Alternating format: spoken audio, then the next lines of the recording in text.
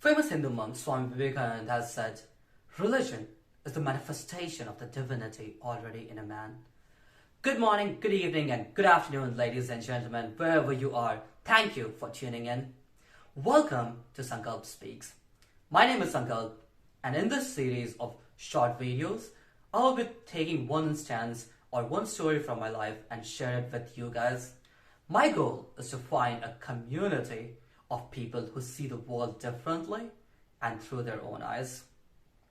Today, I'm going to be talking about quote-unquote negative emotions. 2 days before my birthday, the girl I was going out with decided to walk out of my life. And I was left there thinking that the world is falling apart. Now, I had one resolution in my head that I'm not going to be weak. I'm going to be strong because of this experience.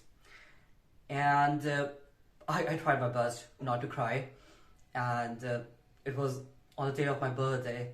I thought that, well, it's my birthday, I'm going to be happy. And I was trying to push away all the negative feelings. I was push away the fact that I was missing her. And I tried to smile, I tried to be happy, but, well, guess what? Things came crumbling down. And I did cry, and I did cry profusely.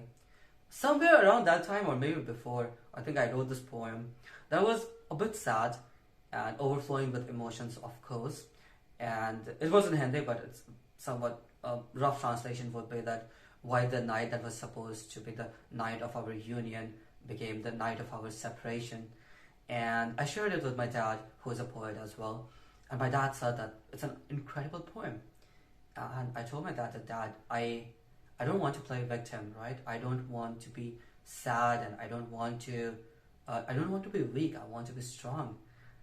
And my dad said that, well, look at this from this perspective. Every single Tom, Dick, or Harry in this world says that I want to be strong, and I don't want to cry, and I don't want to show my emotions, and yakety yakety yak. But he gave the example of one very famous Indian poet. He's an Urdu poet, and for those of you who don't know what Urdu is, it's a language spoken in India, one of the languages spoken in India. So his name is Mirza Galib, and what Galib says in the rough translation would be that it's my heart and it's not bricks or stones. How can I not feel pain? And he further says that I'm gonna cry 1,000 times. Why should anyone stop me? And that's what my dad said is that, look at Mirza Galib. When he says that I'm going to cry 1,000 times and why should anyone stop me? It's not his weakness, but it's his strength, right? He's so comfortable with himself that he's telling you that, yes, I'm hurt and I'm upset and I'm going to cry. And that's what, that's why the reason why we still remember Galib. But everyone who said at that time that, oh, I'm strong and I'm powerful and I'm not going to show my emotions and everything, let's have the positive thinking. We don't remember those guys, right? We remember Galib because of his poems. And he illustrated the point that being vulnerable is not a weakness, but it's a strength. And you are who you are, right? And you gotta be comfortable in your skin. And I was really surprised to hear that. And I just sort of realized that I was looking at the things probably not from the right lens, or it's okay not to cry. And I think that it's a very old adage that men don't cry, and I know that it came under a lot of scrutiny recently. And how I like to say it is that, yeah, maybe you don't complain. I mean, what stoic wisdom talks about is that you don't complain, and I'm a huge stoic, so more often than not, I try not to blame my surroundings or my situations for the things I am in, and I try to find my way out. And that's okay. I mean, that's okay. But at the same time, I from my experience, I can see that me trying to suppress the feelings were not really working for me. In fact, it was making me even more miserable. And I liked that girl, right? And I dreamt of a life with her, and she brought happiness to my life, So the poem that I wrote for her, it was like to her name, and then Harbinger of Hope. and I told her that how my life was not like, I used to feel a bit lonely without her, and because of her, I felt a bit that ray of hope in my life. And yes, she did bring a lot of happiness into my life, and her pulling off just like that, it did hurt me. It hurt me really bad, and the thing is that now I cannot go back in the time and undo what it is, and I cannot, probably, make her understand that, why we should be together. If she wants to walk out, I cannot. There's nothing probably I can do about it. So that's okay. But that helplessness of knowing that someone liked you so much yesterday and all of a sudden they don't feel anything for you, oh man, it hurts. Like, it's they say that, in any sort of relationship or friendship or anything, it's like a rubber band tied between two fingers, and if one pulls back, the other gets hurt. And it's okay to feel hurt. That's what I felt. So I wrote poems, I wrote my diaries, and every time I would write, I would cry. And I was reading Matt Haig at that time. He's a famous English author. His famous books are like The Midnight Library, I'm forgetting the name of the second book. It was like The Comfort Book, yes. And I just realized that this emotions in me are coming out, oozing, and if I try to stop them, probably it leads to something even worse, like panic attack or something.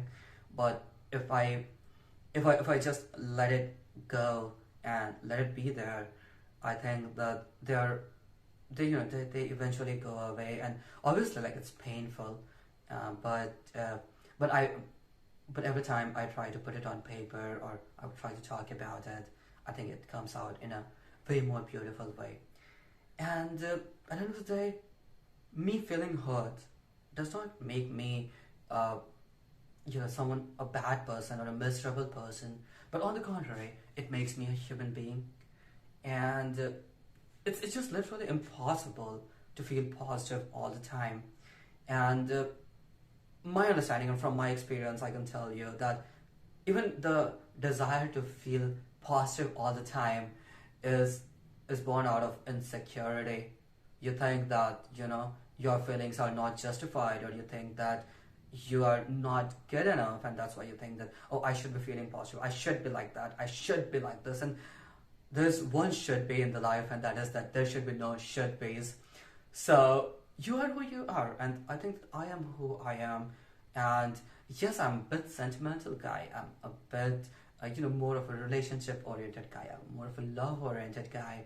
And yes, I need a partner, and yes, I need love, and I need someone to be with me. And such is my life that I don't always have someone to be with me, because I travel, and so I'm from India, I live in France, so more often than not, I end up being alone, and that's okay. It's not like bad, but at the end of the day, I need people in my life, and that's okay, right? I mean, it's not that I'm being like I should be like, hey, I'm a strong man and I gotta be alone and everything. I mean, it's okay. When I'm alone, I sort of do the things that my introverted self would do, like probably read a book, or even make a video, or write a poem. And when I'm with people I enjoy, I listen to their stories, and I play cards, or I drink sometimes, and everything is good, I think. It's just like, be happy with yourself, and for sure, like, no one is perfect, and we have to be better than who we are every single day. But being miserable all the time is not going to solve any problem. And I have felt that every time I'm being miserable, it just leads to me being even more miserable. So if I'm feeling sad, I think that it's okay. And it's okay to feel all those negative emotions. So that was the story that I wanted to share with you today, of me getting hurt and me accepting the fact that I'm hurt. And I would be very much interested in knowing your story, if there was any chance in your life when you were hurt, and how did you accept it, and how did you appreciate yourself for your flaws. So please drop it in comment box, or reach out to me, and DM me if you are listening to this on Instagram. And yeah, it would be great to hear from you. So to leave you, I would just want to tell you that it's okay to be vulnerable. It's okay to be a human being. It's okay to be you. Wait a second. It's not just okay. It's actually amazing to be you, because you're a gift of God, and or whatever it is that runs the universe. Like, you know, you are that divinity already in yourself. So that divinity is already in you, and you should be thankful for that. And I mean, being yourself, expressing yourself, is not a symbol of weakness. Even crying is not a symbol of weakness. Staying vulnerable is a strength. It means that one person is very comfortable in their skin. Sorry. So thank you very much for tuning in today. Thank you for listening, and I hope I will see you 2 weeks from now. Ciao, ciao.